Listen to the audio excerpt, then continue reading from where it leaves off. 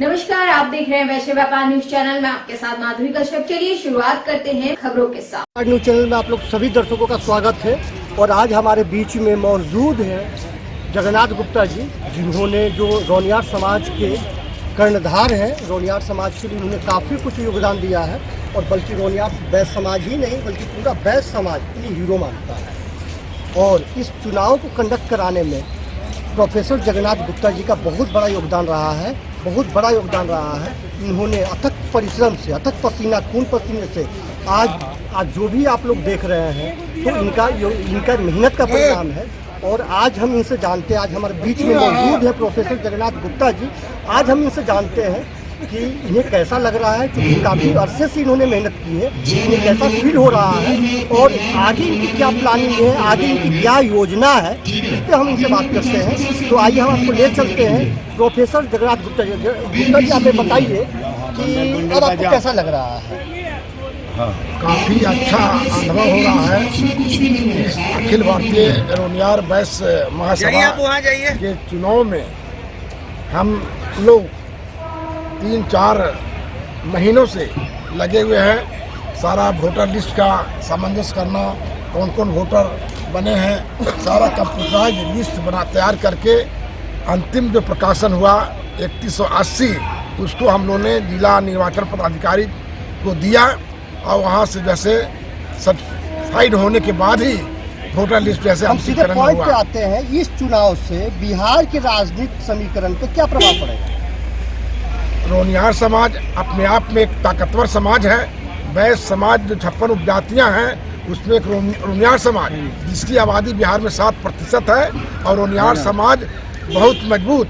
हम लोग हेमू के वंशज हैं और पूरे बिहार में नहीं बल्कि हमारे देश के 9 राज्यों में जो रौनियार समाज की आबादी है आज इस चुनाव में देखने को मिला है।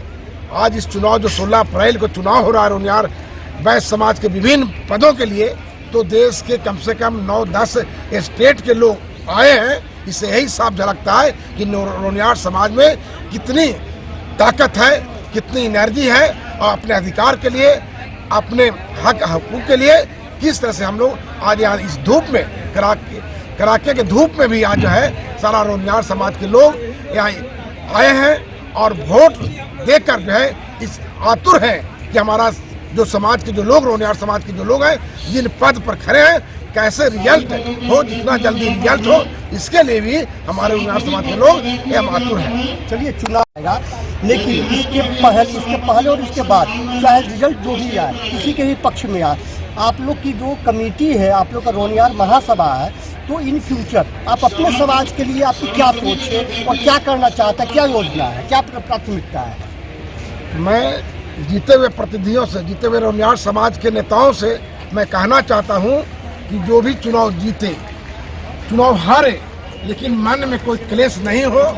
जो भी चुनाव जीतता है, जो पदाधिकारी बनता है, उस सबको मिलाकर एक पूरे देश स्तर पर नई कमेटी का गठन हो, कार्यकारिणी का गठन हो और जो रौनियार समाज में काम करता है, मेहनत करता है, सभी को लेकर पूरे देश में जन जागरण करने की आवश्यकता है। रथ के माध्यम से भ्रमण करने की आवश्यकता है और जो हमारा अधिकार है, जो रौनियार समाज को आज तक राजनीति में भागीदारी नहीं मिलती है, टिकट नहीं मिलता है, रौनियार समाज को अति पिछड़ा समाज नहीं घोषित किया है, उस सब बिंदुओं को लेकर हम लोग आंदोलन करेंगे और संगठन के माध्यम से होगा।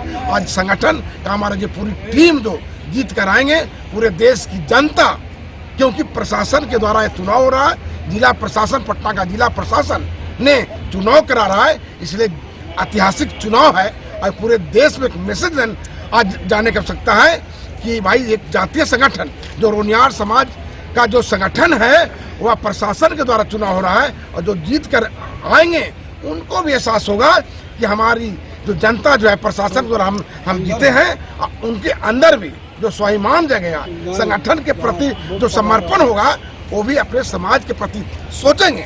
अब कोई भी नेता चाहेगा कि हम समाज का, संगठन का नेतृत्व कर रहे हैं और समाज के बीच में नहीं जाएंगे, दुख सुख में नहीं जाएंगे, तो अब वो काम नहीं चलेगा। क्योंकि आपके चुनाव जिताने में जो छत्तीसगढ़ से आया है, जो नेपाल से आया है, जो दिल्ली नोएडा से आया है, जो राजस्थान से आया है, जो उड़ीसा से आया है, बंगाल से आया है, वो आपको चुनाव जिताने के लिए आया है। और चुनाव जीतकर अगर समाज के लिए आप संघर्ष में, आंदोलन में, जहाँ भी कोई घटना घटती है, जहाँ भी कोई तरह की बातें होती हैं, वो वहाँ अगर नहीं पहुँचते हैं तो हमारा रोनियार समाज वैसे नेताओं को अब कबूल नहीं करेगा। इसलिए हमारा रोनियार समाज काफ़ी जागरूक है, अपने अधिकार के प्रति समर्पण है। और इस बिंदु पर हम तमाम नेताओं से, क्योंकि मैं अंतर्राष्ट्रीय वैश्य महासम्मेलन के अध्यक्ष हूँ, भाजपा प्रदेश का समिति में सदस्य हूँ, कॉलेज में वाइस प्रिंसिपल हूँ, तो मेरा फर्ज बनता है कि जो भी हमारा जीत के संगठन के लोग आए में उनको मैं दिशा निर्देश हमेशा भी, मैं इस कार्यक्रम के वित्त कमेटी के सदस्य हूँ। सभी खबरें देखने के लिए बने रहिए वैश्य व्यापार न्यूज चैनल के साथ। नमस्कार।